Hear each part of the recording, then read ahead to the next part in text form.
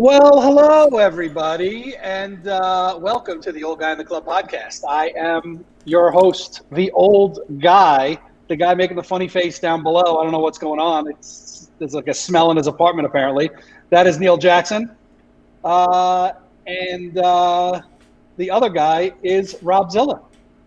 Hi. What's going on, fellas? I was making that face because is it me or does your microphone sound weird? I don't know. I can't hear it because it's me talking. So I'm going to tell you, Justin, that you sound a little tinny. It just happened in the transition from backstage here where you sound a little distant and your sync is – the video and your audio aren't syncing up. Why are you so far away from us? This is just, par for the course here. Another golf podcast. Okay. Well, I just use golf punt. It's not a pun. No. Wait. No. It could be a golf pun. Euphemism. Whatever. So it sounds like shit, really? It has sounded better. Yeah. Okay. Is that any better? No. Okay, wonderful. All right. I was like, Rob, are you gonna say it? Fuck it, I'll say it.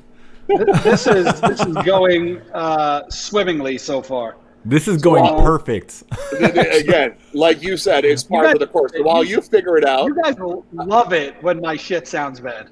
I live for moments like this. Ladies and gentlemen, welcome to the Old Guy into the Club podcast. As he said, the guy with the technical difficulties, he is the old guy. His name is Justin Zotz, live from New York City, the one and only coffee impresario and DJ extraordinaire. His name is Neil Jackson from San Diego. I make sandwiches. My name is Rob Zilla. This podcast airs on twitch.tv/The White Label Agency every Friday at 5 p.m. Pacific. If you haven't had a chance yet, feel free to like and subscribe. Tell a friend. We do this each and every week. Special shout out to all of our friends up in the chat room. Cassandra, Lisa, Samuel, Claudia. Hi, guys. Welcome. Happy Friday. Hope you guys, it is 5 o'clock somewhere because it's 5 o'clock on the West Coast. So please, hope you have a cocktail in hand. Welcome to the show. It's going to be a fun one. Speaking of cocktails, Whoa, JFO. Sorry. For a cocktail. What? Sorry, we have celebrity guest alert. Hello, JFO from Folando. Welcome to the chat room. It's so I just thought, I was speak. like, oh, Speaking of all guys in the club, we got our friend Yes. JFO in the chat. All right, guys. Well, we could talk about my evening out later. Okay. But I wanted to have a conversation tonight about kind of the state of the restaurant industry. And I know we've touched on this a couple times before, and we've had some friends of mine in. But to be perfectly honest, I think in the few months since we've had our guests on and we've talked about this, things haven't gotten any better, and they've probably gotten worse. And I feel personally that this industry is being targeted for whatever reason. I have no idea. I don't think it's any more dangerous to go to a restaurant and have a meal with someone than it is to get on an airplane and fly across the country. In fact, it's probably, I would assume, way more dangerous to go fly somewhere or go to Walmart than it is to sit at a table with people that you're friends with and you trust that, if you've all been protecting yourselves, there's the odds aren't better that you would catch this virus by going and sitting and having a meal with someone, as opposed to going to Walmart and, touching the food that everyone else is touching. That's just my opinion. But we have a special guest tonight. And you know what, Neil, I'm going to let you introduce Angela because you know her. Zilla and I just met her. She seems lovely, but let's have you introduce her because you can speak intelligently about her and your history and all that stuff. Well, she's a friend of mine that we used to go to college, FIDM, fashion school. We used to go to college together, and then from there we just became close friends. She was friends with my whole crew, which she became the crew. Graphic designer turned chef. And when I first jumped on Twitch, she was a regular friend in the chat named Pinky. But since she became a chef, she started a restaurant called Pinky's Hot Box, which specializes in like hot chicken sandwiches. And I think they're opening up a second one if they don't already have one. But this is Angela. Hey. Hi. Hi. Thanks for having me, guys. Pinky's got the pink shirt. So Pinky's a nickname? Pinky is a family nickname, yes, not a favorite color. Got it. Well, I mean, but you're rocking this like true to your brand. You are on brand with a pink t-shirt. I know, not on purpose. I just realized that now. It's so rare that I wear pink. It's perfect. Well, welcome to the show. Thank you. Thanks for the nice introduction, Neil. Oh. I wish it was much better. I mean, it was no Rob Zilla intro because that dude's legendary too. He is the master. 22 years in broadcast radio, it gets me something. I got something out of the deal. Neil, obviously, you went to a fashion school and you majored in, black T-shirts. We know that. I designed my own black T-shirts. Yes. So Angela, so what were you in design school for, fashion school, and like how did you transition from fashion into culinary? So I went to FITM for graphic design, and after I graduated, I was interning at different places, apparel places, and I was doing, graphics for T-shirts, tech packs, apparel wear. It was in 2016 that I just kind of felt maybe like unmotivated or just wanting to explore this other passion I had, which was food. And also I was just kind of thinking like, man, I'm nearing 40. Do I really see myself designing clothes for the next, 5-10 years?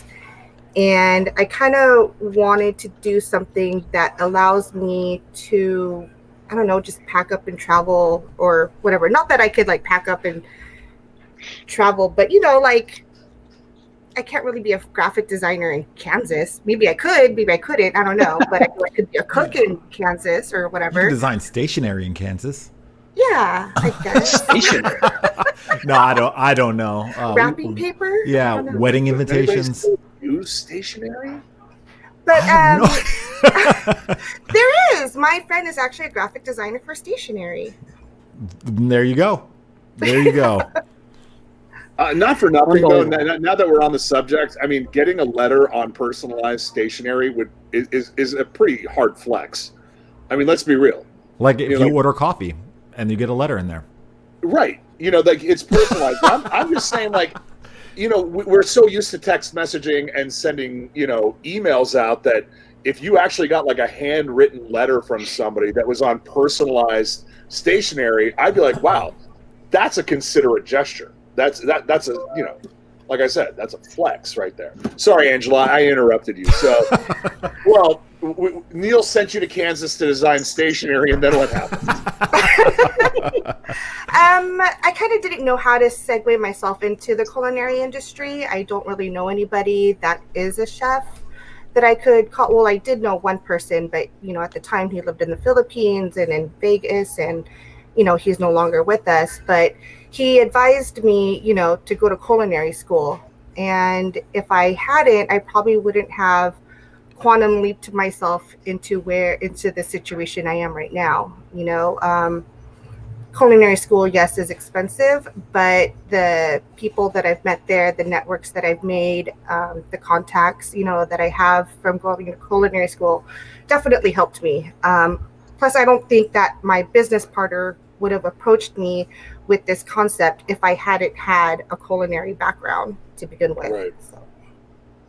So I'm going to scroll this on the bottom. I hope this is your website. I just took a shot in the dark and tried to find it. Is that it? Okay. Yeah. So if you're listening and not watching us, it's pinkie'shotbox.com. Where you can check out Pinkie's menu and location and all that fun stuff.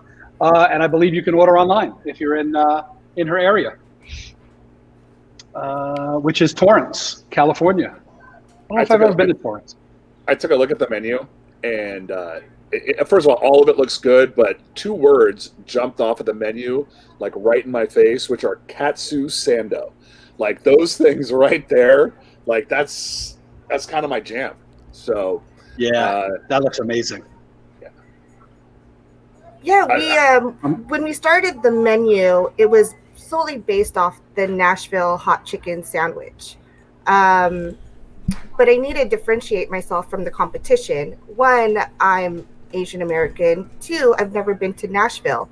So it's like, who am I to sell Nashville hot chicken sandwiches on the menu? So then I was like, okay, I have this culinary background. Why don't I just try to interpret what hot chicken could be from different cuisines or influenced by different international or regional cuisines. So then I introduced what could hot chicken be if it was from a katsu, Japanese flavors. We have the Bama, which is like Texas barbecue inspired. Then we have like the Korean sandwich, which has been getting a lot of talk about lately because of Shake Shack. But we have like a Korean fried chicken sandwich. Instead of KFC, it's like the KHC. And then we have a fish, a spicy hot fish sandwich. And then like your classic OG or Nashville style sandwich. Let me know if you So want to that's do how a I've Middle been East. able to. Let me know if you want to do a Middle Eastern inspired one. We'll hit it with some like harissa or some Aleppo pepper. And I hear a collabo happening right now. I love it. Yes, I love harissa too. Yeah, it's we got some good stuff out in the Middle East. Oh yeah, I mean a lot of this. I think everyone should honor Middle Eastern food or be thankful for Middle Eastern food for their spices, or else all food would just taste so bland. Yeah, I don't disagree. I'm just please tell us more. So you open. Go ahead, Justin. Sorry. No. I was literally what you were about to say. I was about to say. So you go ahead. So off camera, you had kind of told us the story of we know your background, and off camera you told us or me the timeline of your restaurant. But if you wouldn't mind sharing with everybody in the chat room and everybody listening to the stream, how you got to the timeline of your restaurant and how COVID impacted you. So we opened the restaurant September 2019, and then March 2020 was when COVID happened. So we were 6 months into the business when COVID happened. So yeah, when we got word that we had to, or that LA County was going to shut down restaurants or use stricter rules, we were like, okay, great, what are we going to do? We have to shut down our dining room. We didn't have anything online yet, so we were like, okay, how do we put our menu online? Do we do Postmates? Do we do Grubhub? Do we do all of it? And then we had to get rid of our front of the house staff, and it's like, okay, well, we don't want to furlough anybody, so then let's just teach our front of the house staff how to be kitchen staff, how to prep, how to cook, how to assemble. And that was kind of crazy too. I lost like my sous chef, like my sidekick, and so I had to train 3 people who didn't exactly have kitchen experience to be sous chefs or to even learn how to manage a team. So that was kind of challenging in itself too. Luckily, I do have great business partners that was like, okay, these are our options. This is what we're going to do. Let's just do it. If it doesn't work, we'll, try the next option or whatever. So pretty much like the word of the century or the decade right now or the year is pivot. So that's what we've had to do. Like every single time something happens, let's pivot. Now this challenge, we got to pivot. So I don't know. It was a tough. We took a dip in numbers for the first 2 months, but then once we got into the groove of getting used to, online, things started picking up again. And then when we started promoting, support small and local, and the community being really supportive and behind our back on things, we were able to pick up and stay sustainable. You mentioned the pivot. You mentioned the pivot. Sorry, Justin, then I'll let you jump in. But you mentioned the pivot. But for folks that aren't really on the inside of things, what they don't realize is that the pivot is actually a pivot within a series of other pivots. It's like this whole scenario hasn't been a singular thing that you've had to adjust to. It's been a series of adjustments within another series of adjustments, and I think that's why a lot of yourself, myself, a lot of our peers in the industry are really struggling because there hasn't been a clear set of marching orders. Like, tell us what to do and we'll do it. Like, just let us know what we need to do so we can get it done, so we can get our businesses back on track. Now, that's been my experience here in San Diego. Have you had a similar experience in Los Angeles? Like a directive. Yeah, like the information's always changing. You're open, you can have dine-in. You can't have dine-in. It's now only to-go orders. It's we've had that here where we got you can open and then they shut everybody down the following day for inside dining. Yeah, I think there was one time where we heard, okay, you could have dining, but have it outside. And then for a while that was all good until, LA said that we couldn't do outdoor dining anymore.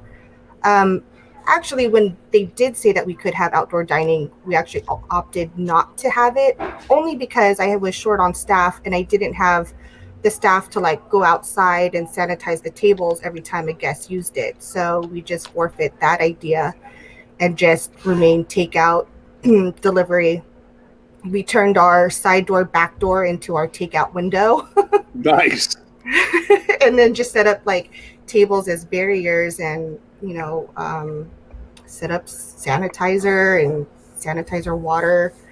Even then, people were like, "Oh, your sanitizer bottle is dirty." And I'm like, "What?" I don't know. Sanitized. What are you talking about? I mean, by definition, it's sanitized from the inside out. What's wrong with you people? I was listening to another podcast. Guy named Joe Rogan. Not sure if anybody's ever heard of him. Never heard. A small podcast just started, and he had on a couple restaurateurs from LA, and they were talking about how kind of in line with what you were saying, Zilla. They would say, "Okay, you can do outside." So then this guy went and spent $50,000 of his own money to be able to serve outside, and then a week later they're like, "Nope, can't serve outside." And it's like, how do you and there's nowhere to get answers. And they would call, the Department of Health or whoever, and the Department of Health person he got on the phone would ask him if he had heard anything. That's how ridiculous this is, and it's just arbitrary. Oh, let's close these people. So it's almost like just so they could show they're doing something. Which there's no science behind what businesses are closed and which ones aren't. I don't know. It seems crazy to me, but you guys know how I feel about this. I think it's also quite interesting too. Restaurants close and chefs or cooks are not working, and so I heard that there are quite a few cooks who've started their own food service out of their apartment window or in their garage, and or even having private dining in their houses. Yeah, and then my education teaches me that health or Department of Health says you're not allowed to do that. You need a commercial kitchen. So it's kind of what is a restaurant safe, or is your cooking out of your home safer? I don't know. I mean, I'm proud of the people that are able to do that kind of transition to survive, but then it's is that right? I don't know. You see, Angela, you're sorry. Angela's just on the same level that I am. I'm like, you and I vibe the exact same way, because I see the inconsistency in all of it. But at the same time, I didn't go to culinary school, but my whole thing about food safety, and these are the rules, and there's a reason why things are set up the way that they are. And I see that point of view as well. I'm not nearly as far, in terms of my frustration as Justin is. I'm still empathetic. I'm still compassionate to folks that are going through this, because it is turmoil to the nth degree. But I don't is having private dinner parties of 12 people in your home that you're bringing together, is that perpetuating the issue? I don't know the answer to that, but I think it's a reasonable question. Sorry, I know Justin threw a question to you, Neil. Sorry, I've been jumping all over people all day. Did he? I didn't even hear that. I was like stuck listening to you guys. Basically, like what I mean, you can have a dinner party in your house of 8 people, right? I think it's under 10 supposedly in California right now. Oh, in New York it's under 10. Okay, let's say it's 8 people. Do you think it's more or less dangerous to have a dinner party in your house or have a half-full restaurant that is fully regulated and an entire staff with SOPs put in place to keep people safe? What do you think is safer?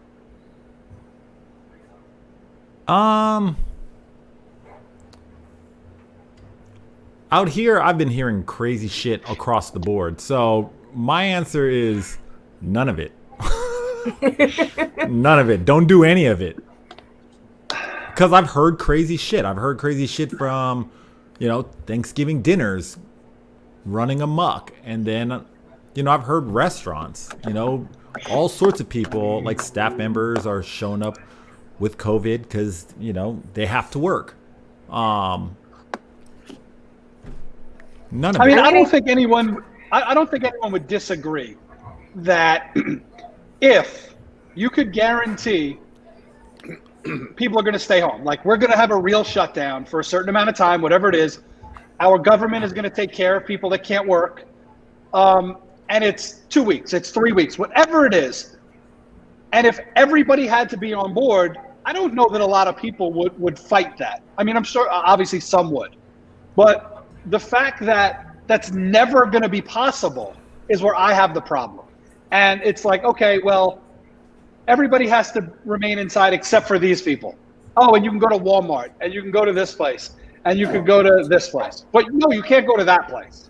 That's no more dangerous than those other places. That's where I have the problem. All right, so I'm gonna, in an ideal world, if you could force every person to stay in, all for it. It's just impossible.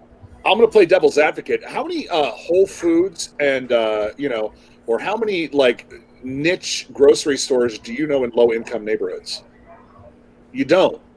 And the reason that's why the Walmarts and the Food for Lesses and these giant big box retailers, Target, is because if you really take a look at some of these stores, they're on transit paths. People have the ability to go there. They are at a lower price point because not everybody has the ability to go to a Whole Foods or a Trader Joe's and stock their refrigerators. Do I think that we need to have, a sporting goods store necessarily open right now? I would argue probably not. But there's the other point I wanted to make really quick is it's not so much the onus on the operators. Justin, you've worked in nightlife your entire adult life.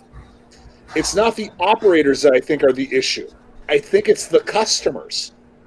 You have somebody in an establishment, and 3 glasses of wine in, all of a sudden, all rationale, all rational thinking, all boundaries go out the window. I mean, we've seen but we have an operator whose responsibility is at that point to regulate that person. And in an objective manner, like in an impersonal manner. So if I own a place and I need to keep people safe, if I see someone getting out of hand, going up to other tables, trying to talk to people, going to the bathroom without a mask on, I'm going to fix this problem. But if that same person does that in my house, I'm going to feel a lot, maybe not me personally, but most people would have a problem confronting them or asking them. Oh, hell no. I'll body slam everybody. Everyone is getting Neil. Everyone's getting head butted. No one wears a mask. Each person not wearing a mask is getting head butted. And headbutting people is probably not very safe either. I'll catch COVID if somebody has to get head butted. That's fine. As long as the lesson's learned. He will infect no one else after that. That's right. I just think that we're in a, we're kind of operating in a society where and here we are 10 months in. For the vast majority of at the beginning of this, a lot of people didn't even think it was real. It's just like the flu, it's this, it's that. And look, I'm not going to go down that path, but there were a lot of people that did not take it seriously. And now, 10 months later, there is COVID fatigue. People are just tired of this entire situation, and they're just going to do whatever. I mean, I know firsthand of a situation where, some folks decided that they wanted to invite some other couples over for a card game. Everybody got sick. I just saw something in the chat room. Where is it? Samuel J. I went to a dinner party last Sunday with 4 people and got exposed. No one is safe. So, I mean, even in my restaurant alone, I had 2 staff members test positive for COVID, and they're currently out right now. And then she's like, I think she's like day 13 right now, and so she texts that saying that she's not experiencing any more headaches. She's not taking medication for her headaches, but she affected her parents that live with her. So now they tested positive, and so I'm wondering, okay, do I let her come back to work this weekend? Do I have her stay? Like, these are all things that I have to make decisions on. She's past her benefits for me to pay for her while she's out, as she's quarantining and recovering. So, now she's like, do I come to work because I have to make money, or do I stay away because I want people safe? So, yeah, I don't know. It's crazy. Well, I mean, what should be is like a safety net. Like if we're going to legislate certain aspects, what we should be legislating are safety nets for operators like yourself, so that when you're in that situation, you're not taking that person's life and livelihood into your own hands. There is something in place that, cool, you got sick. Here's some COVID insurance money. Here's some COVID unemployment insurance money that you can claim. You're good. Or that you continue paying them on payroll, you get reimbursed for that. And this way they can stay home until they get it sorted. And as if running a restaurant isn't hard enough, that's something else you need to be thinking about right now is, I don't know. I mean, nobody should have to make the decision on, should I go back to work and possibly infect people, to make money, or stay home and be safe. I mean, but the restaurant industry is not being helped by any state governments I know. I don't really think anybody. New York. It doesn't matter what business you're in. Yeah. Well, I don't think anybody's getting. I disagree with that. I think,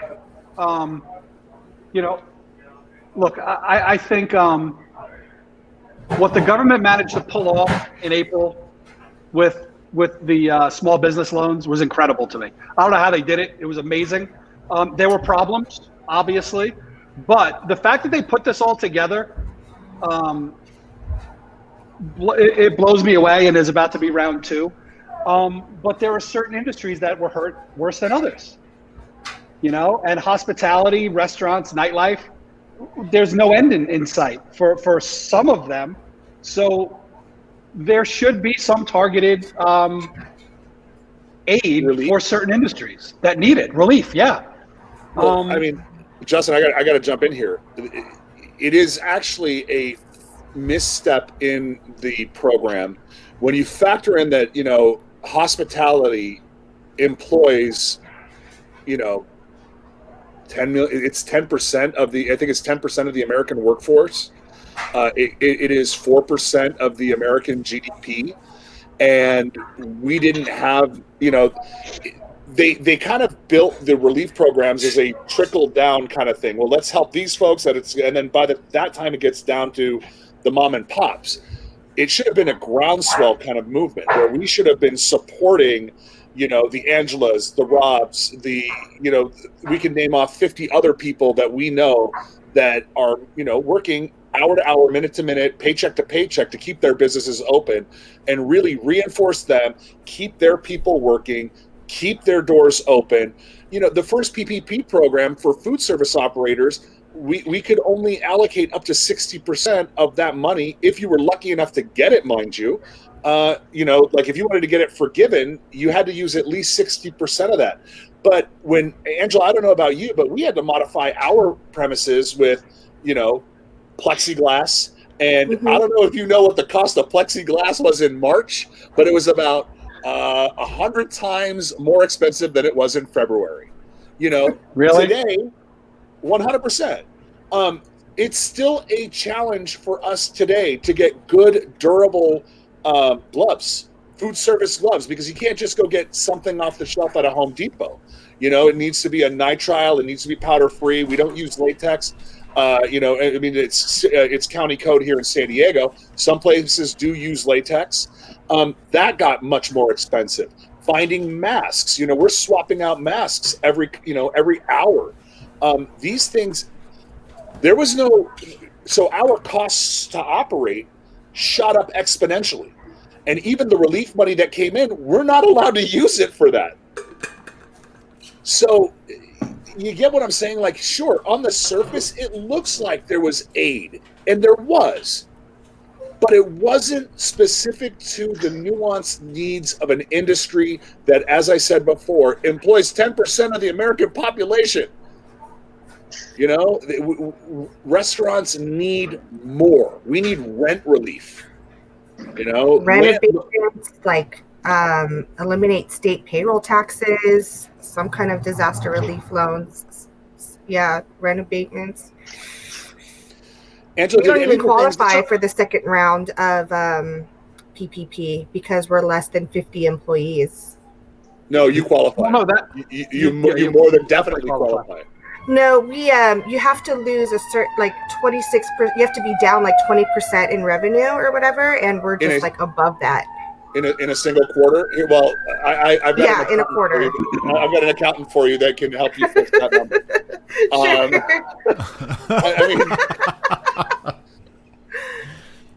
First of all, if you're not, if you're only down, 24% in year to year in all of this, God bless you, because you are one of the true success stories in this clusterfuck, pardon my English, that is, COVID-19.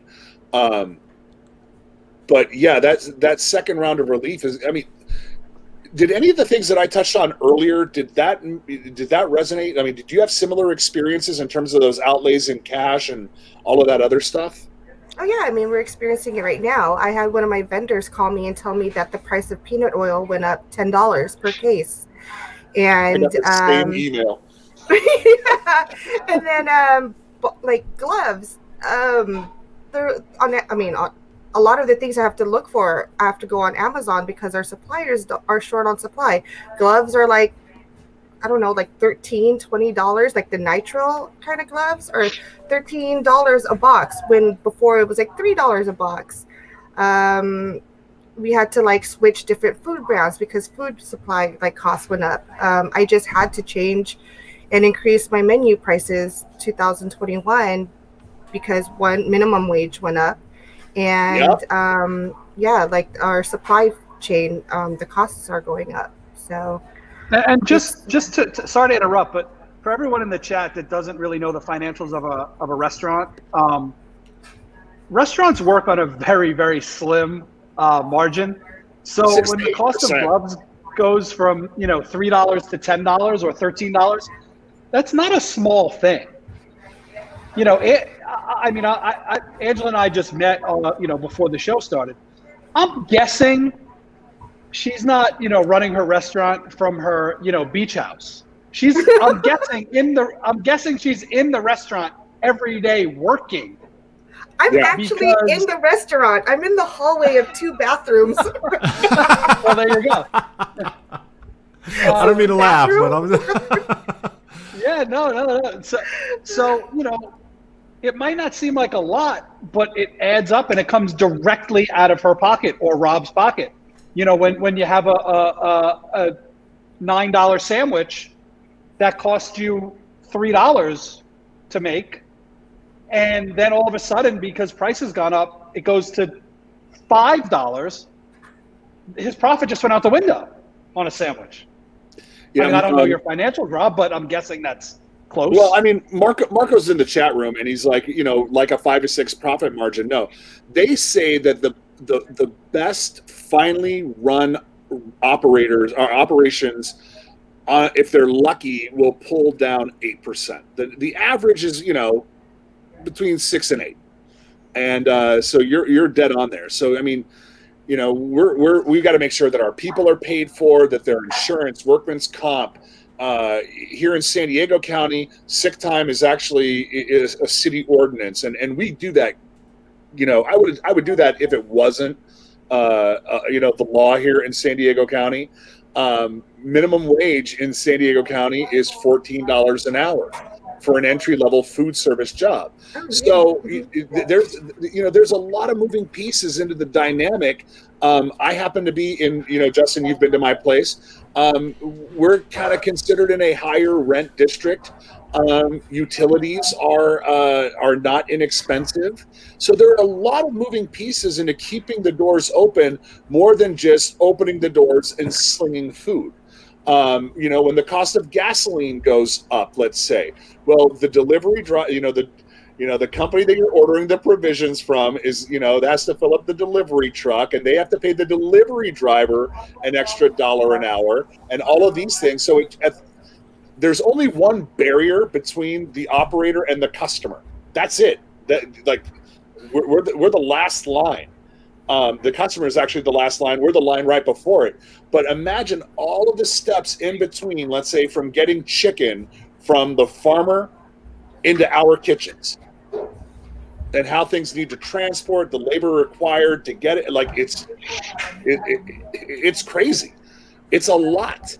So I know we're a little off topic in terms of how things work on the inside. I think we all come back to is we need help. All the restaurants, people need help in order to keep their doors open and lights on. I mean, I heard a stat that 70% of restaurants will probably never reopen. I heard that 10 months ago and no one believed it. And I actually did believe it back then. And now that's the number I keep hearing now. And that's just, I mean, everybody likes a meal, to go out with friends and have a meal together. Like it's something we can all agree on. Like everybody has to eat. You might not like going to a nightclub. You might not like going to a bar or this or that. But I think pretty much everyone likes going to eat at a restaurant besides Neil. That's me. I don't. I mean, so in case anybody's just tapping in, he's talking about me. He's a man of few words, but the ones he lays in there really do count. That's me. Neil doesn't like eating at restaurants? No, he's. We'll send you the episode where Neil went on a whole tirade about not liking French fries. I was in New York about 4 months ago, something like that, and I was, I met up with Neil. We hung out outside and sat in the park and socially distanced and had some coffee, and then we had lunch. So we went to get lunch, and he had already eaten. He wouldn't eat because he hadn't. He's preparing his own food. He doesn't trust anybody. But like we sat down, and I'm like eating like a normal human being. And like Neil wouldn't even have a sip of water. Like he wouldn't touch the cup. He showed up He showed up in July. It was July actually, because my birthday was just a little bit after that. And we had just got hit hard in New York. It was chaos. It's exactly what California is going through right now. And I was shook. People were popping up with COVID. We were getting alerts in our building. You have 8 different tenants in your building that have COVID. They have been instructed to self-quarantine. We don't know who they are. We don't know what they've touched. We don't know anything about it. We're experiencing it first. So here comes Justin. He's just kind of like moseying on into New York. Oh, I'm just gonna quarantine. I'm like, dude, we're getting hit hard. We got doctors running across the street to all these hospitals and stuff, and he's just like, well, you want to go live across eat. the street from a hospital. I live across the street from 4 of them, so I'm seeing nurses and doctors running across my park like just trying to get to any hospital. And we get Justin just moseying on in, like, hey, you want to go get something to eat? And I'm like, dude, I haven't eaten at a restaurant since March.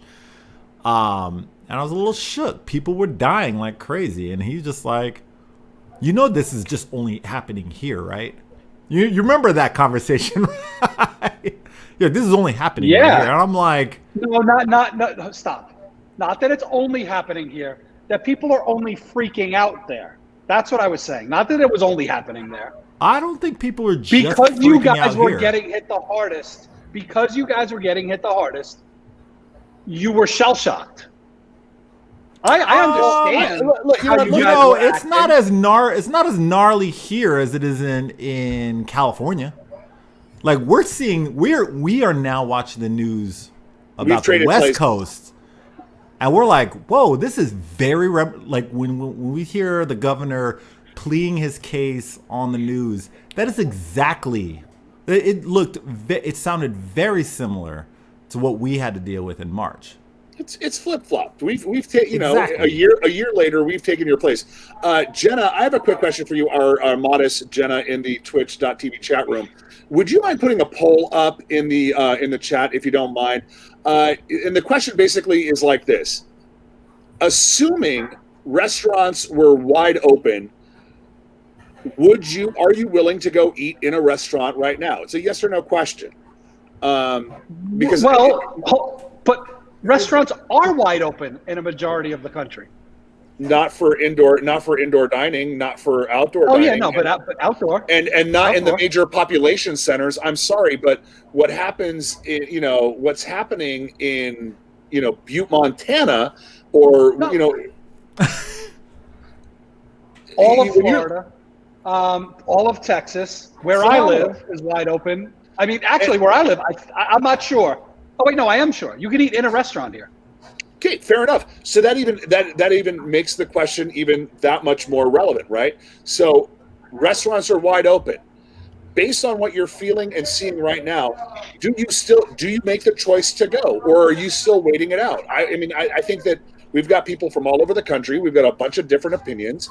I think that there's two different things between the ability to go, like can restaurants be open, and willingness to go. Like, even if restaurants were open for a huge period of time here in San Diego, and I made the conscious choice not to go and sit outside or in a restaurant, that was my choice. I didn't feel comfortable. I guess the question I'm asking is the comfort zone after 10 months, do you feel comfortable? Like, are we saying open everything up, and are we beating a dead horse because people still aren't comfortable enough to go and support these businesses, whereas they are comfortable ordering takeout, picking up, or having it delivered? That's the question I'm trying to get to. Maybe I didn't frame it right, but do you get where I'm going with this? I'll take that as a no. I didn't know who that question was. Well, originally I put the poll out. I put the poll out to our modest in the chat room, Jenna, so that she could ask our chatters, because we like to involve them in the conversations. But then, how about we just do a 1 and a 2? A 1 yes, 2 no. I mean, Claudia in the chat room is saying, absolutely. I'm sorry, Marco's saying absolutely not. I'll gladly order takeout. It totally depends on where you are, I think. Because New York got hit so bad, I feel like they have like PTSD. Or, California's getting hit bad now. So they're in the middle of it. They're like, fuck that, I'm not going out. But in other parts of the country that have handled this in different ways, maybe better, maybe worse, they might not feel that way. Now, look, I take this very seriously. I know it's real. Half my family has had it. Like, I'm not denying that it's real. I'm just saying, and I'll say it again, and you're probably rolling your eyes right now. I am. Because I keep saying it over and over and over. Like, there's no difference between going and having if the four of us went to a restaurant, sat outside, and had a meal, or you are driving to the store and you get gas and you pick up the handle, the nozzle. You can get it just as easily. I'm all for being safe. Once you're introducing other things into the mix, then you're just picking what is dangerous and what's not arbitrarily. It's crazy to me. I'm not saying you guys are crazy. No, but I mean, isn't there something to be said for erring on the side of caution until we can? Then don't go anywhere. We don't. It's not my. I don't. I was gonna say I don't. I'm like, and that's fine. Like I know you guys don't go anywhere, and like that choice, I'm totally fine with that. I understand it. I get it. I get what Justin is saying. Zilla, if you were going to work every day and interacting with people, then what would be the difference between that and going and sitting and having a meal with me, which is way more? I'm gonna tell you point blank. So I actually did go to work for the first time in forever today. I went into work. It's my first time, and the way that we have the operations set up, people come in, they come up to the register. There's plexiglass. We take their order, we hand them a number, we kick them the fuck out. We say, and then when the order's prepped, we have an actual delivery table. Their order gets bagged, it's locked, it's sealed. We put the order on there. Thank you very much. Order number 55. Here you go. Steve, your order's ready. Here you go. And Steve is comfortable coming to your establishment to get your food because he knows how much you care. So if you care, there's a million other operators out there that care as well, and I would feel comfortable going to them too. Now, those shitbags that aren't being safe, shut them the fuck down. But then you're talking about an arbitrary standard. But you're talking about an arbitrary standard, and who can tell who's who's going to be in charge of enforcing it? Right? Health inspectors. Right, but we can't even get people to play by the rules as they are now. And they're like, we've got restaurants we've got places that are doing backdoor things, folks that are open and they're open, but they're not open. I don't know. My sister's in the chat room. Hi, Jen. Welcome. Anyone under 50 that doesn't have underlying conditions needs to get back to normal life. My sister and I are very divergent in this. I am gonna speak for Jen and say, Jen, but you do believe normal life involves certain precautions now. Masks, I would assume you're okay with. I'm not waiting for a response because I was going to say she'll probably come barging into here and be like, Well, I think I get what Justin is saying. I really do. As a restaurant owner or management, it's up to us to make sure that we're implementing proper safety procedures to make sure that our staff and our customers are safe and healthy or whatever. And now it's up to the individual to decide if they want to come in or not come in, right? Okay, you don't have to come in and dine. If you're sick, please be responsible to everybody around you and not get people sick. If so don't come inside the restaurant. I think the food tents outside in parking lots are stupid because that's just like dining indoors. You're enclosing people in a tarp, which is the same thing as 4 walls. So, I've dined outside, I know that dining outside is not allowed anymore, but if I see on Yelp that they offer dining outside, I'll go because I trust that that restaurant or that establishment is practicing, proper safety procedures. I don't know. I feel like if everybody is just scared, nothing's going to go back to pre-COVID or nothing's going to go back to normal. I don't know. That's just my thoughts. That's my opinions. I do practice on the air of caution too. So, Sure. Right. I want to bring in some opinions from the chat room. William Lifestyle, what up, my man? Masks are normal anyways. He goes on to say, I feel it is more dangerous getting COVID getting a COVID test at a clinic versus going to a restaurant. Jenna says that the poll is 55-45 yes, that they are comfortable going to a restaurant within the folks that are here within the within the chat room. So I mean, it is tight. Marco Penta saying that food tents are a dumb compromise. Shut it all down, pay workers, and waive rents. No argument here. You know, something you brought up, Angela, and Marco's talking about food tents as well. There is no uniform standard. So I guess in LA, it was totally okay to have a four-sided outdoor facility.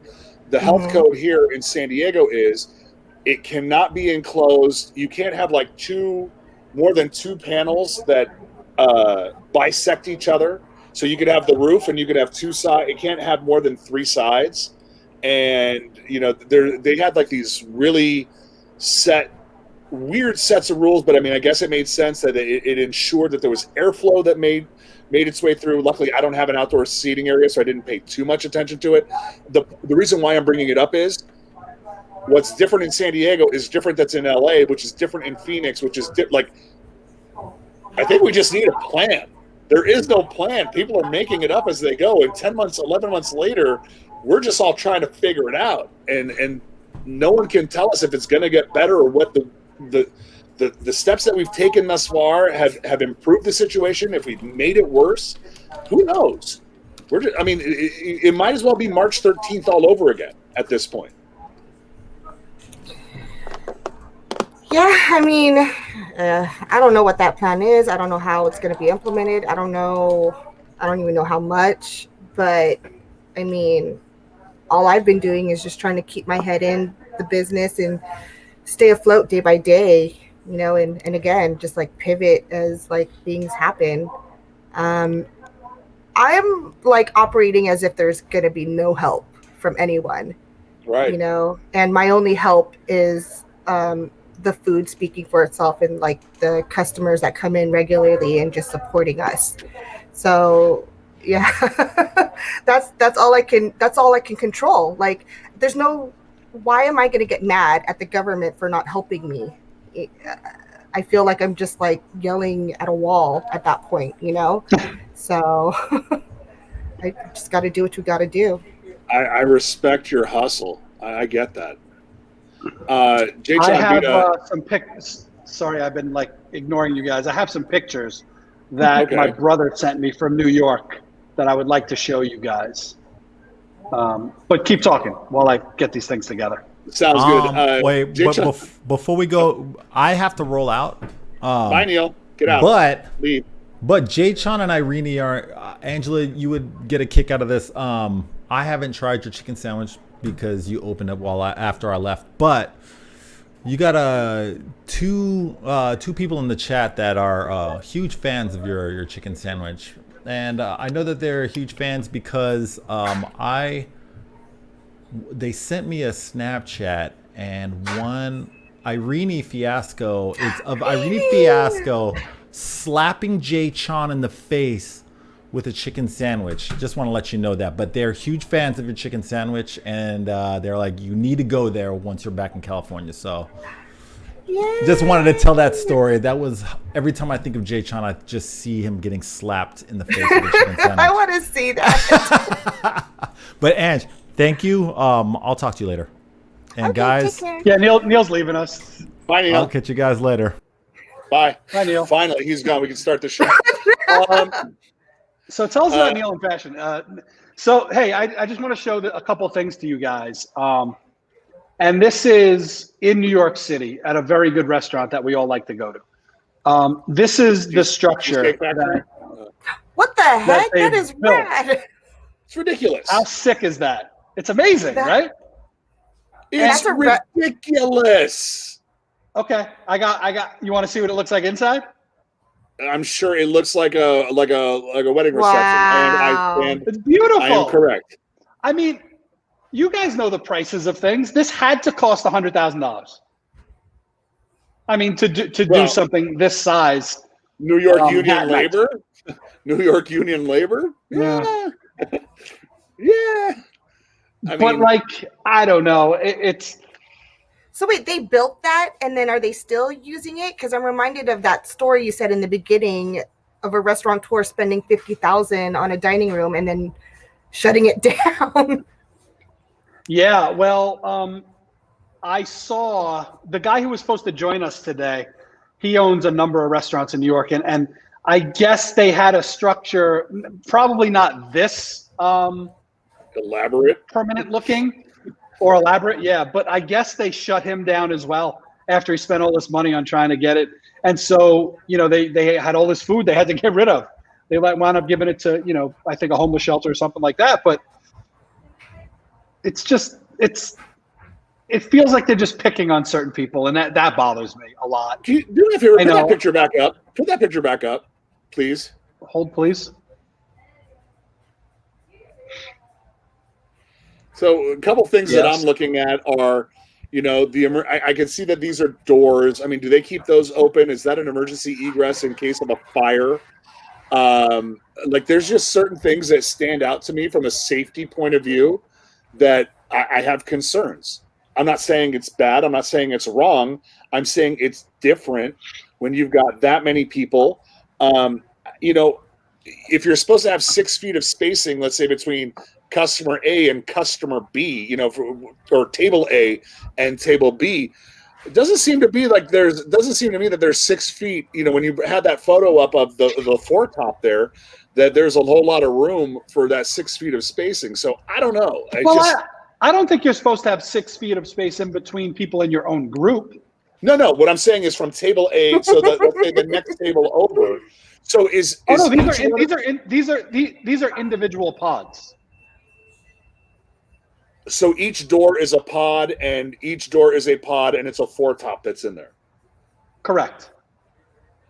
So that looks like dining in a restaurant to me. That does not say in outdoor dining to me. Each one is a separate room, so it's just you and your group in that room. I give them credit for innovation, but I don't think that's the spirit of the legislation. Oh, totally no. They're just, adapting and doing what they can. Do they use their PPP money for that? Julie's asking, where are the fire extinguishers? Where are the fire sprinklers? I would guess that their PPP money was probably long gone by the time they built that. Because that was recently. That was my brother sent me that. He was walking around the city. He had some meetings or something. He had a meeting with a woman that, showed up as she was awaiting a COVID test and didn't tell anybody. And then, he got a phone call that she was positive. My brother had to go out on Christmas Eve and get a test because he had been in contact with her. I'm positive she sucks. How about that? She sucks as a human. Yes. Yeah. But anyway, so this is the $1 million question. So what's the answer? What do you want to see happen? I'll leave that open to both of you guys, kind of to see who wants to jump in first. But what do you want to see happen now? Angela, I'll let you jump in, please. I mean, I don't know. I've kind of given up on not on hope or anything, but I've kind of accepted the fact that I need if anything's going to change, I need to do something, either gain more customers, gain more customer loyalty and trust. Try to think of more innovative ways to keep my menu interesting. Do I gotta up my game on social media or social media marketing? I just gotta think of more creative ways to try to help increase sales.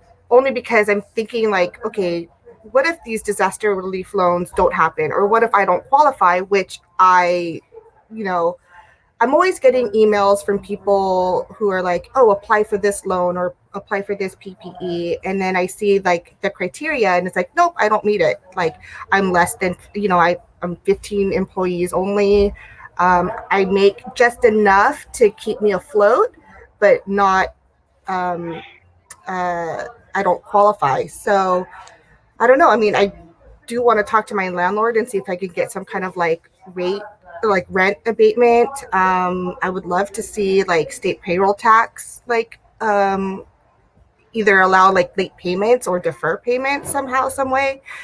Because minimum wage, like I said, went up, and it's I had to adjust. I just had to finish all my finances, my budgeting, my finances, and all that stuff. What's it at in Torrance right now, the minimum wage? I think LA, if you're less than 26 employees, it is $13 an hour. If it's more, I think it's $15 an hour. Yeah. Is that tipped employees as well? Yes, our employees. Oh yes, tipped employees too. Yeah, California doesn't have a tip credit, which is something that is something that maybe needs to be talked about. So, how can a restaurant survive? Well, that's a great question. I mean, unless you're an Olive Garden, you might not. Right. It's really hard for the small mom and pop or like independent, restaurant owners like, Rob and I, it kind of sucks, but it's like we kind of have to up our menu prices. I would love to sell a $6 chicken sandwich, but I can't, labor doesn't allow me to. Even if I was to cut my labor in half, my chicken sandwich would still be, I guess priced high or whatever. Well, I mean, there's something to be said for there's a perception that restaurants should just be like, food is too cheap as it is. Let's be real. And there's a perception that food that, how do I put it? For whatever reason, that we shouldn't be making good money. Like, okay, well, if the minimum wage is down, then you should lower your prices as well, and you shouldn't be allowed to make as much money as you possibly can. However, if you were a mechanic shop and you were charging people $90 for an oil change, nobody blinks at you twice. You get what I'm saying? Like, there seems to be a certain perception when it comes to food service and hospitality that we need to take it on the chin in order to provide products and services. And I'll tell you where I see it. San Diego, much like Los Angeles, is a beautiful multi-ethnic community. And when I'm on like some of these message boards within the food service community, and people are complaining that a carne asada burrito has a $1 upcharge because the price of beef doubled, when all the beef processing plants shut down in the beginning of COVID because people started getting sick. And again, supply and demand, we are paying more. And eventually we try not to, but at some point we have to pass those costs on to the customer, right? We don't want to do that, but sometimes it happens. And people feel that they're entitled to complain about that. Like, how dare you charge me an extra $1 in the middle of a pandemic? Another point I wanted to make is, you guys, like, if we don't see it, I think we're seeing, like, I'm 46. I grew up in a time where people would come to America, like my parents came to the United States. I'm a first-generation kid. I know a lot of other first-generation kids from all over the world. And their families came over and brought their culture with them and decided that their way of sharing their culture and, kind of homogenizing into American society was to roll the dice, throw open the doors, and bring their culture with them and educate people through food. I think those days are over. Like, the ability for an immigrant family that comes from whatever part of the world and make that gamble and take that leap of faith in entrepreneurship and bring their food to the world, or at least the area here. Who can do that when rent is $4 a square foot, when labor is $14 an hour, when food costs are escalating, and there's, you're paying into business interruption insurance, and then when your business gets interrupted, they go, except for viruses. Sorry. Yeah, I would only have help in my restaurant if there was like a volcano next to my restaurant and lava like poured over it.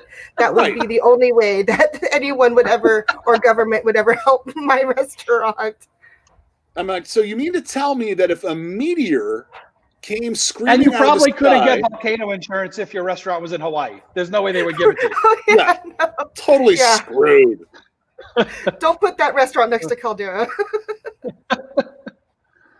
Oh man! I mean, I think I'm wondering. You guys get my point on that whole thing. It's like the ability for folks to just, gamble and say, Angela, in the beginning you mentioned like you were going down a path, and you're like, maybe this isn't what I want to do at this stage in my life. I want to do something that makes sense for me. Who's going to do that now? When 7 out of 10 restaurants are going to have the potential of getting wiped off the face of the earth, who's going to say, you know what? I think I'm going to go to culinary school and open a place. They're not. I mean, great operators are getting destroyed. Absolutely. And the last point I want to make, sorry, Justin, and the last point I want to make is that, you know, it's been documented that the average American household has less than $400 in savings, right? Like they don't have, there isn't a lot of, everybody in this country lives paycheck to paycheck. And so do we, you know, so do operators. We are constantly in a, you know, we're always borrowing from Peter to pay Paul. That's just how the industry works. We're lucky to sock away a couple of bucks here and there, but nobody was prepared for this. And I think that when it's all said and done, I think what we need to do is reevaluate the system. There's no reason that we live in a country that hardworking people like Angela, hardworking people like me, I mean, or anybody else for that matter, goes in, puts in the work, and then still struggles, you know, and still lives paycheck to paycheck, even as a small business owner. I mean, unless you're an idiot and you just don't know what you're doing, then maybe you should live paycheck to paycheck. But for the folks that are out there doing, you know, putting in the grind every week, every day, that's not right. I mean, I think if you're a small restaurant owner, you're definitely not in this business for the money. True. The margins in the restaurant industry are slim, you know, like I'm happy if I break even, or even just like, you know, a little under. I'm like, okay, cool. But wouldn't it be good if you just saw like the plus, you know, you saw it in the plus column, there's a few extra bucks, because, you know, if a fryer goes down, if an oven goes down, a point of sale terminal goes down, I'm guessing, because I've been there, you're borrowing to replace that piece of equipment. Oh yeah, that's actually happened. The reason why I'm sitting next to a bathroom is because it's out of order. And so I have to I'm lucky that I have the first wave of PPP money in order to fix that. You know, our fryers were down. I used the PPP money to fix that. I got a new griddle, used the PPP money to fix that. If it wasn't for PPP or whatever, I would have been dipping into my savings, probably asked mom to help me out or something. But I don't know. But yeah, operators, the successful ones, they're all scared. We're all scared. But, you know, we got to put on a smile and say thank you to everybody that comes in through our doors. No doubt. I mean, you definitely touched on something.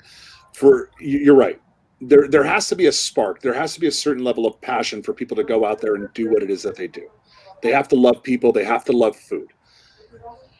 But man, would it be nice to just put a few bucks away so that you could save for your retirement. That's all I'm suggesting. I just want a little compromise, something in between the two, you know? I don't need to get rich doing this. I don't want to go broke doing this. I just want to be right in the middle of it all. But that's me. Yeah. But yeah, as Claudia in our chat room is saying, good for you for not giving up, because I mean, I think that's a testament to your resiliency. Thank you, Claudia. A lot of people would perhaps, said, you know what, enough. I tried, that was it. I'm done. I'm gonna take my ball and go home. To have the adversity that you've had and to keep pushing through, I think that's a testament to your work ethic and your passion for your product. So, congratulations. We're happy for you. Thanks, Zilla. Thank you, Justin. Of course. Well, I think we can kind of wrap up this portion of the show and let you get back to work, because I know you're busy. But thank you so much for coming on. This was awesome, guys. Yeah, very insightful. I'm glad Neil's not here, because I always like to say nice things about him when he's not around. I was trying to find my pictures of him from when we were back in college, because they're totally embarrassing. But for him, for him, for sure. Yeah. But I can't find them. There's so many. Well, if you do, you throw them in that group text, and I'll make sure they get out there. But I have yet to meet a friend of Neil's that wasn't a good human being, and you are definitely no different here. But thank you for coming on. I hope you find a good accountant that Zilla will hook you up with, so you can get some more Yeah. PPP money. You know, I hope you make it through this because it's you know it's not easy for anybody as we've discussed. We will survive. We'll be resilient. I just Yes, think like you will with that if with that attitude. You will. Yeah, for sure. I just ask for more empathy from customers, like there's For just some sure. customers that come in and it's just like, really, man, like we're trying really hard to like make this meal for you really good. And I think we do a good job. And yeah, just sometimes I just want to slap them with a chicken sandwich or like throw spicy dust in their eyes or something. I've said it a million times. We're in the service industry, but we're not your servants. And don't treat us like that. I mean, at the end of the day, we're human beings too.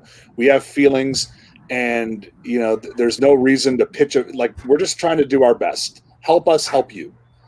Yeah. With that said, because I know we're gonna let you go, plug away. So tell people, everybody in the chat room or everybody that's listening on a replay, where they can find you, and then give me tell us like the one thing that we have. If we walk in the door, what's the one thing everybody's got to order? I want to hear about all the awesomeness at your restaurant.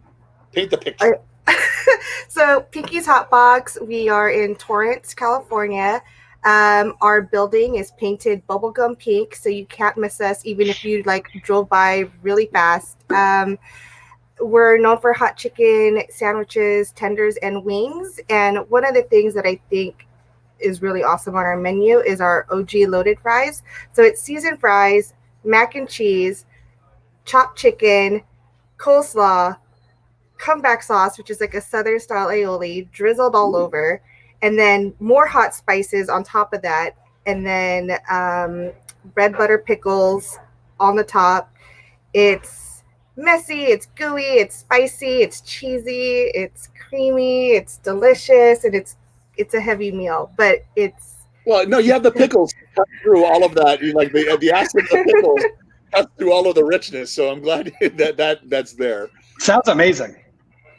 Yes, I can't wait for you guys to come down and visit. All right, and what are your hours? So if people want to make the We're drive out to Torrance, open Monday through Friday from 11 a.m. till 8 p.m. And then on Saturday and Sunday, we're open at 9 a.m. till 8. And we have a breakfast menu that we serve from 9 to 1. It all sounds incredibly delicious. Last thing for our friends in the chat room, if they wanted to give you a follow on your social media, it's pinkysHotbox.com, obviously. But how about those social media handles for you as well? We're on Instagram at Pinky's Hotbox. I don't really do Facebook. That's kind of like dad generation. I don't know. But you could, boomer. We are online. You could order from our website. I highly recommend you order directly from the restaurant. Yes. I don't know. I have my ups and downs, my love-hate relationship with the third-party delivery, but that's another conversation. Don't give the delivery companies a 30% commission of Angela's hard-earned money. I just put something on my Instagram, on my personal Instagram stories about third-party delivery. But yeah, if you want this industry to survive, order directly from the restaurant. No, that's doing your part. Absolutely. Well, I know I'm speaking for Justin and myself and for the now missing Neil Jackson. Thank you so much for spending part of a busy Friday night, like you're in the middle of service, you're cramped up in a hallway, chatting with us three weirdos. So thank you so much for being a part of the show. We appreciate you and continued success. Can't wait to have a Pinky's Hot Box chicken sandwich in my life very, very soon. Awesome. Thank you so much, guys. Have a good night. Night. Thanks, Angela. Thank you. Bye. All right. She's awesome. That was great. That was great. Yeah, I'm glad we did that. I'm glad that some people maybe that didn't know got a real glimpse at how hard it is right now for people in that industry, because it is just ridiculous. On a side note, go ahead. I was just going to say I'm glad that there are people out there helping. I'm not sure you guys know, but Dave Portnoy, the Prez, has started a fund for restaurants. I think he's raised like $25 million already, and he's giving it directly to restaurants. Yeah. Which is great. San Diego, a restaurant here in San Diego announced today that they got money from El Presidente. Oh, really? Crest Cafe in Hillcrest. It's a 30-year-old diner in a historic neighborhood here in San Diego. Breakfast, lunch spot. And, just like everybody else, like there's just in certain neighborhoods, and I think every community can appreciate this. Sometimes you can't expand outdoors, regardless of whether you're allowed to or not. The space doesn't exist. And they're kind of one of those areas where that's the case. And It's nice to know that look, when we have to rely on on private citizens to fundraise to help keep businesses in business, that's a sad state of affairs, right? It really is. I'd like to think, regardless of your political affiliation, I would like to think that the new administration is going to take this seriously, and they're going to try to help. So what we're saying is that the old administration did not take this seriously, and they did not try to help? Because I'm saying it. Well, I would say that said it, and I'll say it again. Let me put this how I would think real quick. I think we got hit with something that no one's ever seen. I think there were, of course, mistakes made in the beginning. I just don't think they ever got fixed.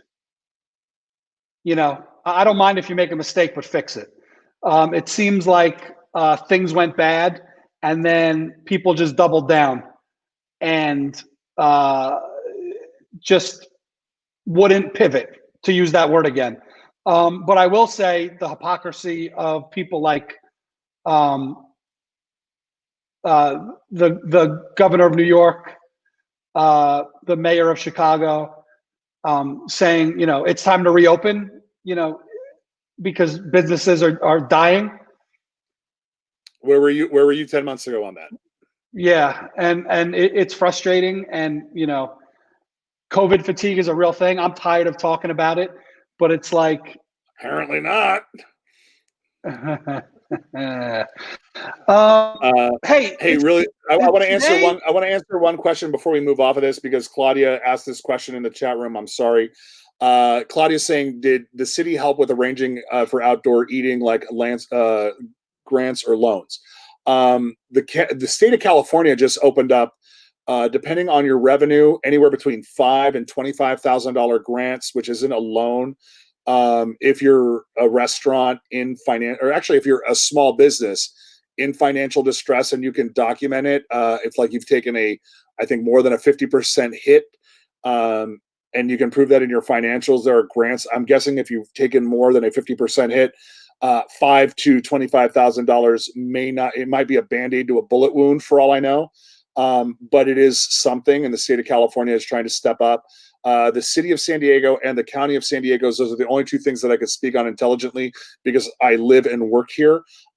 Also have programs, but they are very, they target specific, like, operators in specific neighborhoods.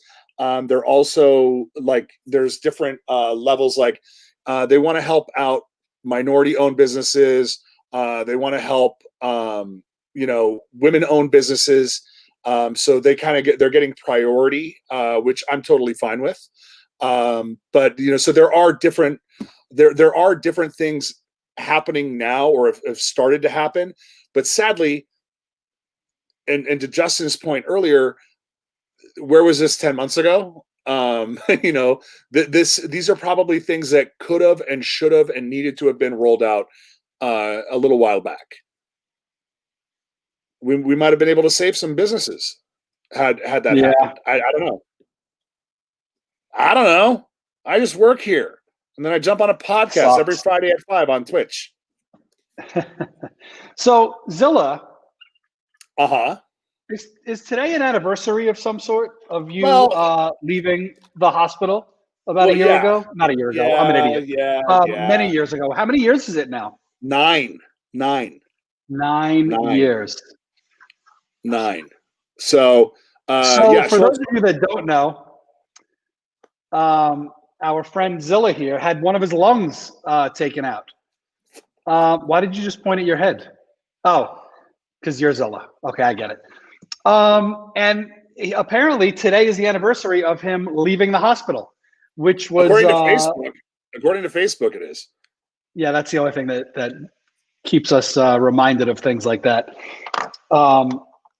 But I would just like to say that I'm incredibly grateful that that part of your life is behind you, Isn't it? and that you're still here to do this show with us and to be a thanks, part of man. my life and my family's life, my kids' life, all that good stuff.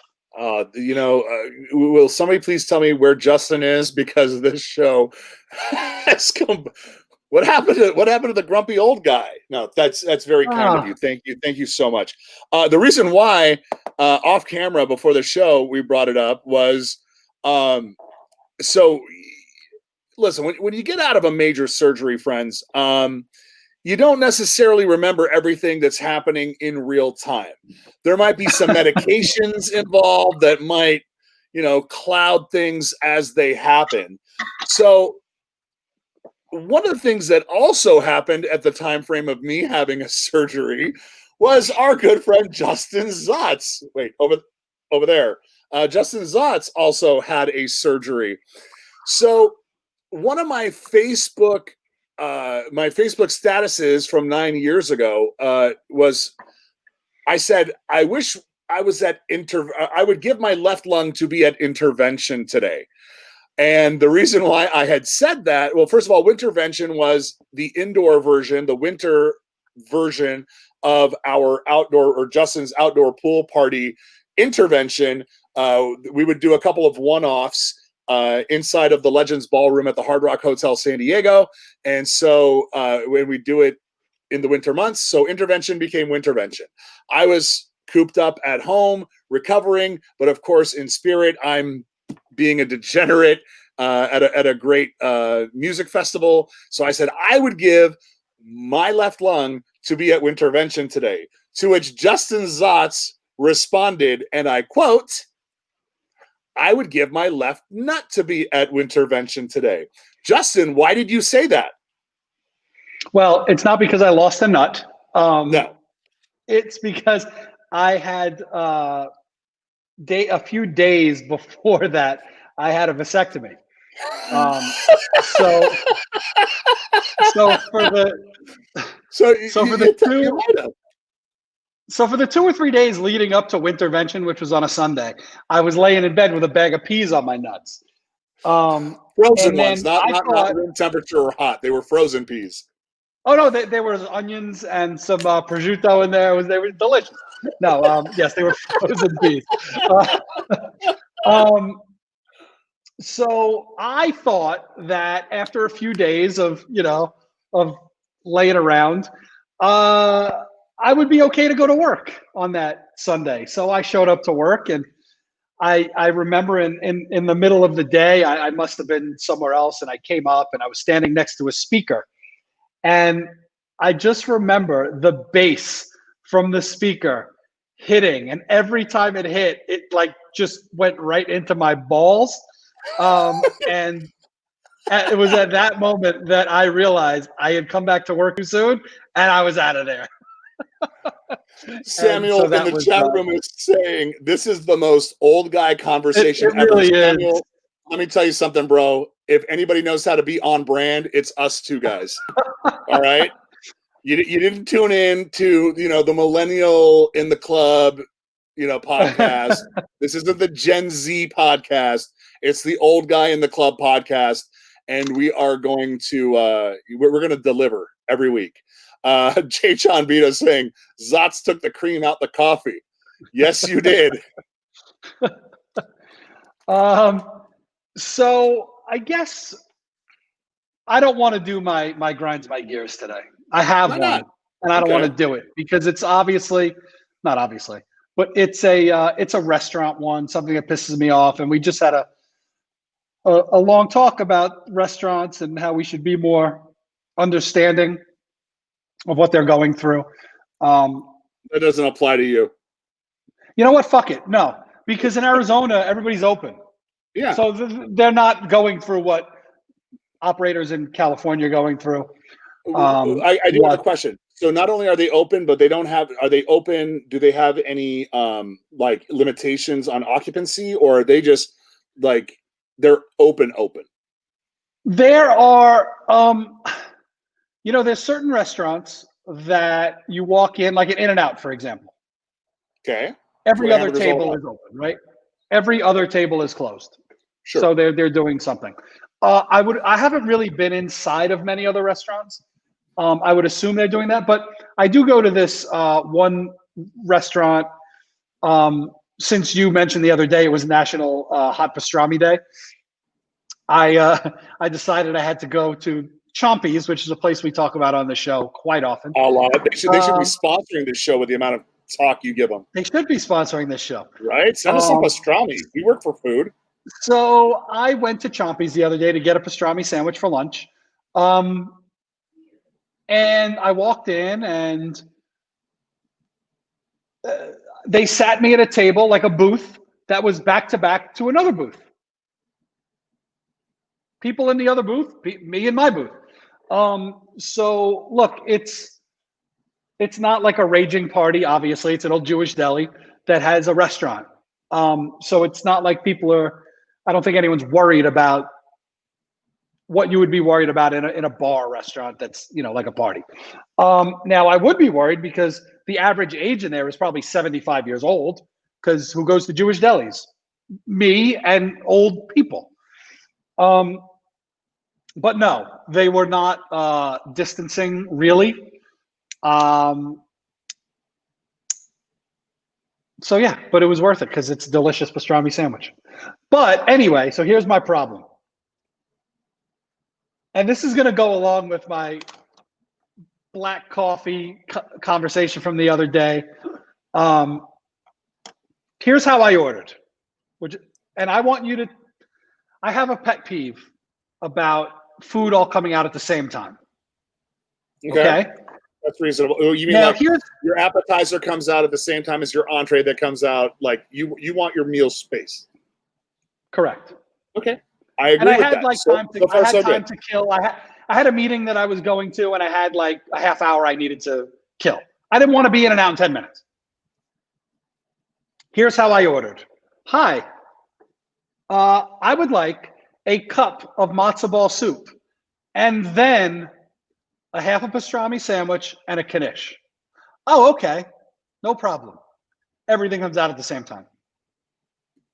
Do you think I needed to do more than say, and then, to convey my thoughts or my feelings or my desires that I wanted the soup and then I wanted the sandwich and knish? Do you think that you might have got what you wanted if you'd said, I would like a cup of matzo ball soup to start, and then I would like a half of a pastrami sandwich? Do you think that the interjection of those two other words would have changed the entire dynamic of your experience? Because I think it would have. Well, after the interactions I had with this waitress, and I don't like the word server. I don't like it. I never have. Okay. I don't think there's anything wrong with being a waiter or a waitress. Sorry, but I don't. That's probably an old guy thing to say. I don't think she would have got it either way. Ah, Mr. Jumping to Conclusions Zots. Is there something, may I ask a question? Is there something on the menu that is a half soup and sandwich that comes as an entree? Because if there is, and honestly, I'm going to chompys.com right now. I'm looking it up, right? I'll look for it. I'll look for us, Zilla. Because if there is, I'm going to tell you. I know. SOL, if that's the bro. case. Holy pierogi. Soup and salad combo. So they do have that. Look, soup, sandwich, slaw. Any cup of soup, mile high sandwich, coleslaw nosh, $12.99. Justin Zotz. Okay. Oh, hold on. I'm going to start with what grinds my gears, people that don't read the fucking menu. Hold on. But I said, and then. And what? And then. And then means. No. If I just said and, this is it doesn't exactly matter. And then. This is exactly the whole. This is the haircut thing all over again. You expect people to operate on the same level you do. You have to explain things exactly the way you want it. Like you, especially if there's something on the menu that she gave you exactly what you ordered because it's there on the menu, and then it's not on the menu, Justin. Jen, I'm so happy you wrote that because that's every time I say and then, it's exactly what I think about. No, and then. No, and then. No, and then. It's so dumb. Oh, it's amazing. Okay. I'm gonna say this was probably my fault, and I'll tell you why. You didn't read the menu? I grew up in New York, right? Obviously, we all know that. Had I placed this exact order at a Jewish deli the exact way I did it in New York, there is very little doubt in my mind it would come out with the soup first, then the sandwich. Well, one, you're in Arizona, which is about as not New York as it possibly gets. And number two, having eaten in my fair share of Jewish delis in New York City, very few things come as combos out there. Everything is a la carte. So who was a little presumptive at Chompies? Is it a little somebody named Justin? I'm gonna say it was. And then I will, you know what? No, and then. No, and then.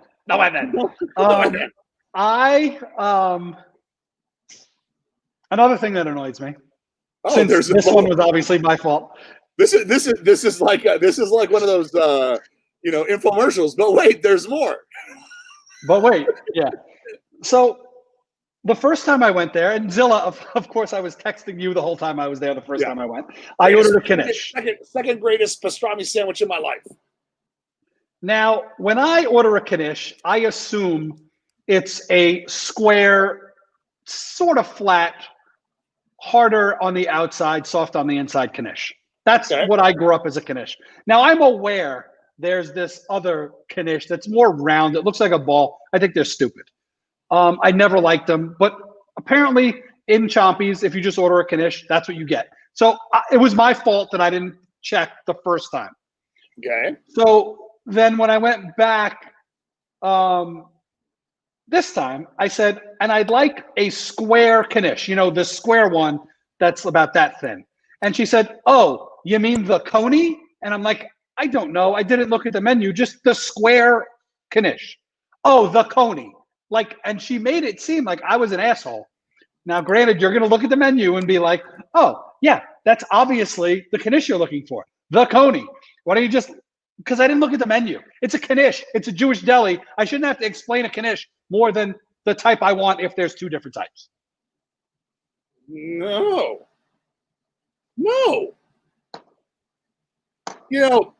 You brought up pastrami, and I'm going to tell you something. Like we have pastrami over at Crossroads Deli. Hold on one second. Sure. For the record, you've been to a million meals with me.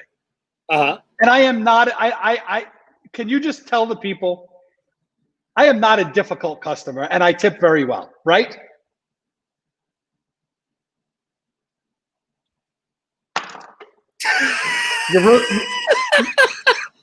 You're ruining my life right now. In all fairness, I think you've had a bad, I guess at this particular establishment, you've had a bad string of luck.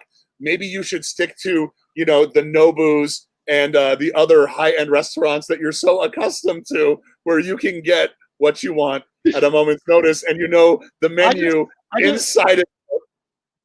I just remembered something. I'm here claiming I'm not a difficult customer. At Nobu, I had my own item on the menu that wasn't on the menu, but there was a button in their POS system, and it said Justin or Zotz Seabass, because I had it a specific way. oh God. I'm really, this is.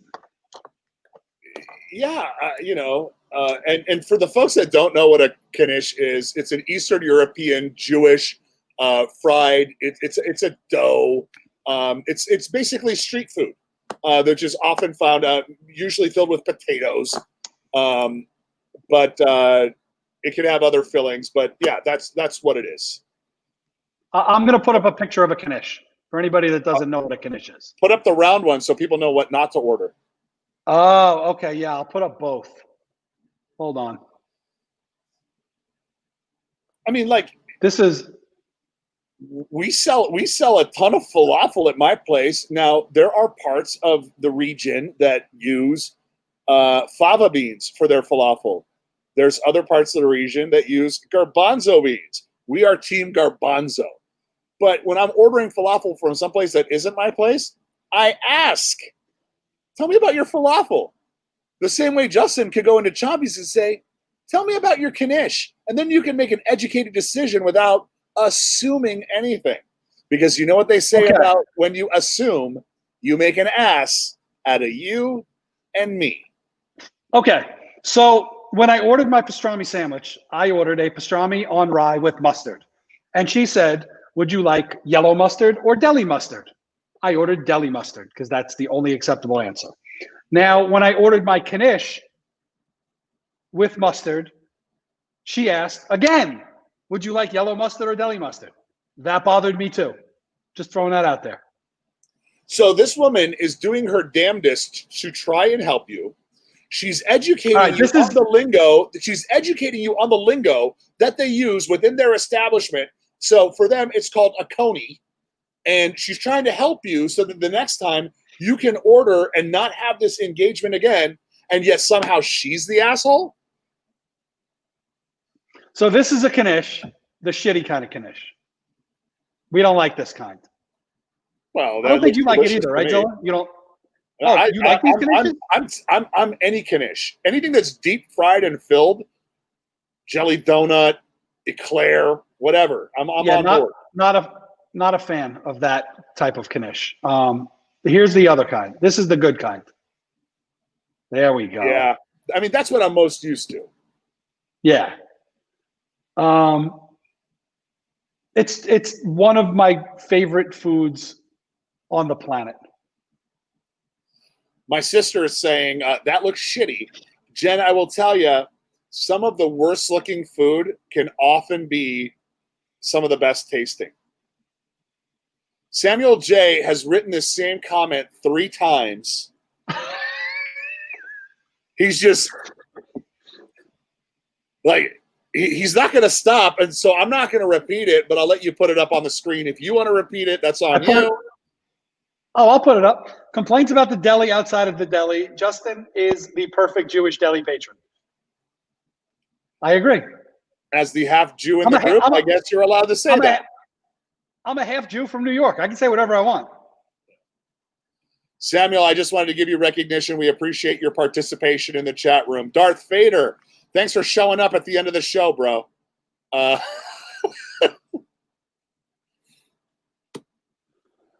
So Julie B was saying the first one looked baked and the second one looked fried. So were they both fried the first time around? The round one, was it fried? I thought it was fried. Well, I don't know how a knish is originally made or like in the beginning.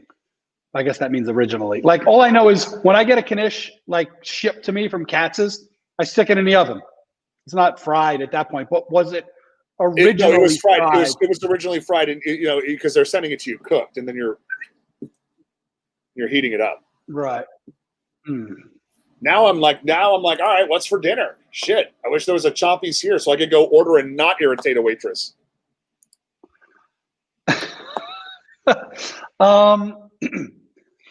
So in all fairness, I got to defend Justin. You guys, I got to tell you, for a fat guy, I'm a really picky eater. If there's something that could be modified, I'll find a way to modify it. My friends give me shit for it too. Unless there's macaroni and cheese on the menu, then I'll eat like a 6-year-old. Like I will go at the nicest of places. I'm like, I'll have the mac and cheese and chicken tenders. I'll order off the kids menu. I don't care. So in fairness, Justin isn't the only culinary weirdo in this group. See, I defended you. You didn't defend me. You just added yourself to my weirdness. That's the difference. Okay. Right. Correct. Whatever. Yeah, I just want things the way I want them. So I am actually, when we wrap up here, I am going out. What? For the evening. Believe it or not. You're gonna go to El Jefe, maybe throw down some margaritas, get a couple tacos, and dance on tables? No, that is not what I'm doing. No? I don't even think those places are open. I wouldn't know. What I am doing is going to meet up with our good friend, Matt Mira, and we are going to go see our other friend, Mr. Sid Vicious. Oh, that's awesome. Tell him I say hi. I will, and don't text him because I don't know if he knows. I think we might be surprising him. Okay, fair enough. Are you going to go to his restaurant? We are. We're going to go to the place he runs, and then Matt and I are researching. We're in the beginning stages of possibly starting a business together, and we need to see what downtown Gilbert, Arizona, looks like on a Friday night. So that's why we're going out. And if I'm going to go out, I am going to have a beer or two or three, and I will Uber home because I won't drive after one cocktail. My sister is saying, take Rob, Justin. I think it's a bit of a commute, Jen, and I wasn't invited, and I wouldn't go. I mean, I would go if it wasn't COVID, but yeah. If it wasn't COVID, I'd probably already be there. Let's be real. If COVID wasn't a thing, I would probably be flying to Scottsdale every other weekend. So what are you going to order from Chompy's? Who? How are you? How are you going to order the next time you go to Chompy's? Hi. To start, I would like a cup of matzo ball soup. Oh, and every time, this is the third time in a row, I've said I'd like a cup of matzo ball soup. And it's been a different waitress each time. Oh, a bowl? I'm like, well, no, I'd like a cup. Oh, a bowl. Well, I'd like the smallest size matzo ball soup I can get. Oh, that's a bowl. And then what comes? A cup of matzo ball soup. Looking at their menu, stand by. I know you're. I haven't looked. You're going to tell me there's only one size.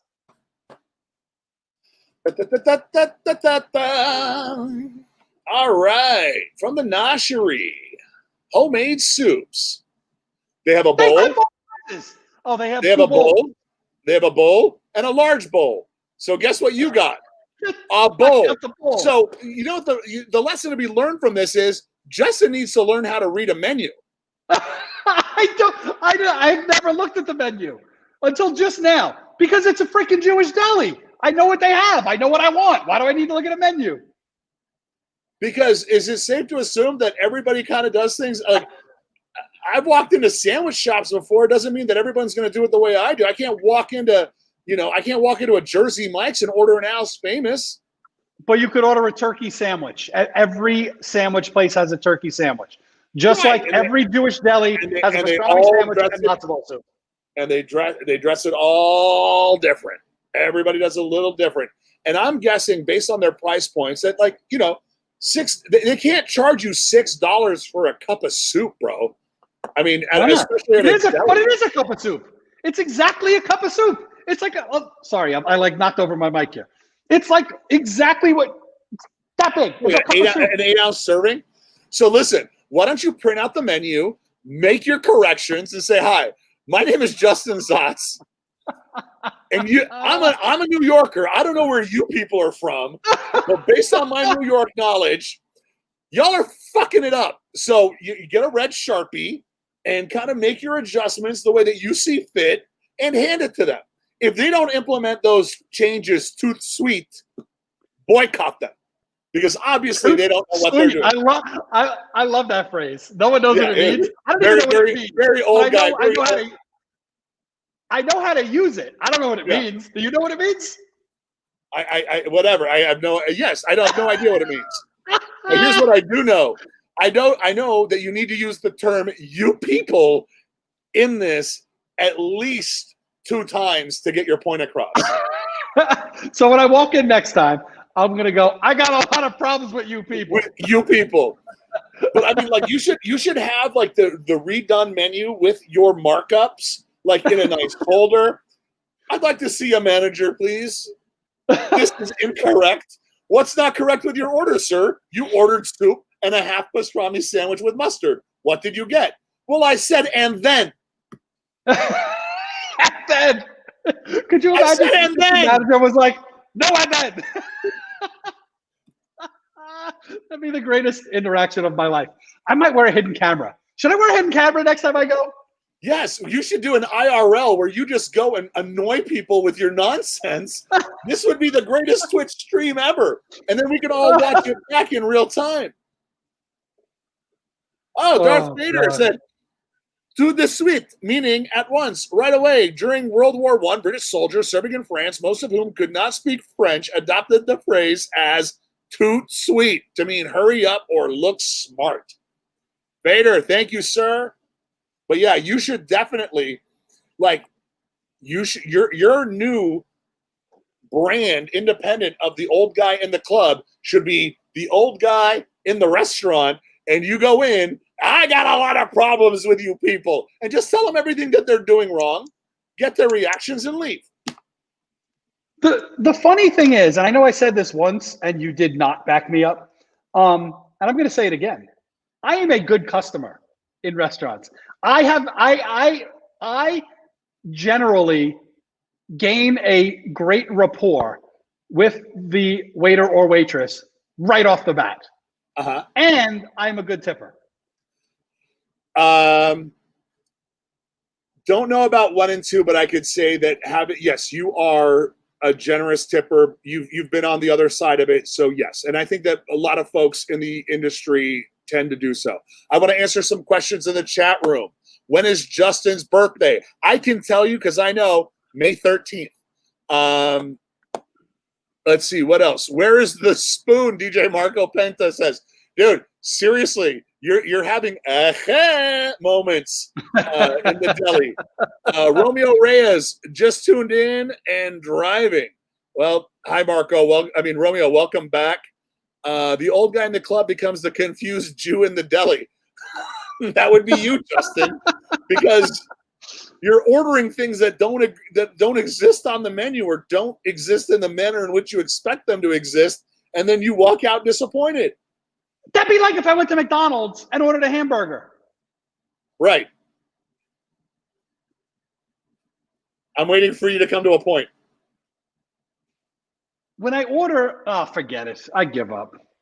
Honestly, I wanted to tell you to stop harassing people, but based on the level of content, please continue doing what you're doing, because this might be the best 40 minutes in our 32-week history of doing this show.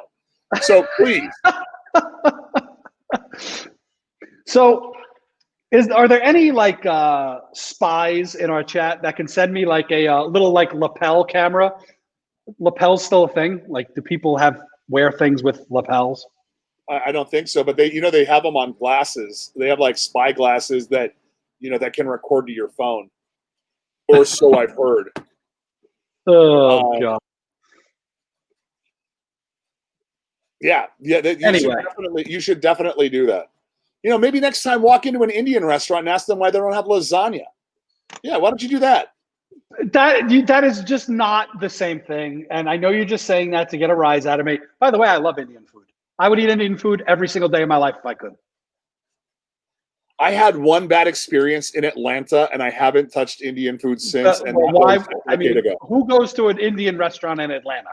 It was a business meeting. I don't even know who I'm insulting by that statement, but I'm insulting someone. It doesn't matter. Well, I was there. It was a business meeting. The client picked the restaurant. It was, I was there in Atlanta, and yeah. Mr. Swin, welcome. Did Neil finally come to his senses and quit the show? No, we came to our senses and kicked him off. Actually, Neil is great. He had another engagement that he needed to get to. He was here for the first hour of the show. So what did he even have to do? Did he even tell us where he had to go? What's more important than this? I mean, literally everything. But Jen is asking how come she didn't sit in for Neil, and that's a valid question. She's obviously a lot more entertaining than both of us. Jen should be like the designated pinch hitter. Like if one of us can't make it, Jen should be our designated hitter. Yeah, I'm in. 100%. Right. You have our blessing, Jen. You're now sitting in for everybody. Popezilla has all right, man. Well, I think that we've covered a lot of good topics. We've had a good laugh, a few good laughs. A few good laughs. Wasn't that Jack Nicholson movie? No, I don't know. No, it was A Few Good Men. Yes, that was a terrible joke. Neil had dinner plans at a restaurant. No, he most certainly did. I'll tell you, the one place that Neil isn't is at a restaurant. Well, I'll tell you the one place he isn't. Anywhere outside of his house. All right, so we're gonna raid somebody. Let's raid someone. Let's raid William Lifestyle, our good buddy. Well, before you do that, everybody, thank you so much for listening to the Old Guy in the Club podcast. If you missed any part of the show, you can pick it up on demand Monday when we upload it to YouTube, as well as anywhere you get your podcast streams. If you haven't done so yet, if you like us, hit like. If you'd like to subscribe, you can do that too. This show airs each and every Friday live on twitch.tv/The White Label Agency. This is the Old Guy in the Club podcast. What did I say? Oh, is it White Label Agency? White Label Agency. It's just White Label Agency. Excuse me. All right. My one mistake for the day. So there it is. That's all right. And yes, as Irene says, if you're in Southern California, Torrance, California specifically, go to Pinky's Hot Box and support friend of the show, Angela, aka Pinky, and her awesome fried chicken spot. And we didn't touch on this again this week, but our good friend DJ Audio One is still recovering from his stroke a couple weeks back, and below is the PayPal to send donations to him, because he could definitely use the help right now. But anyway, thank you all for joining us today. I'm going to hit that button that says raid. I already lost it. Son of a bitch. Oh, wait, nope, there it is. Okay. Raid. Boom. All right, I hit the raid button. So it's time to go. Bye, guys.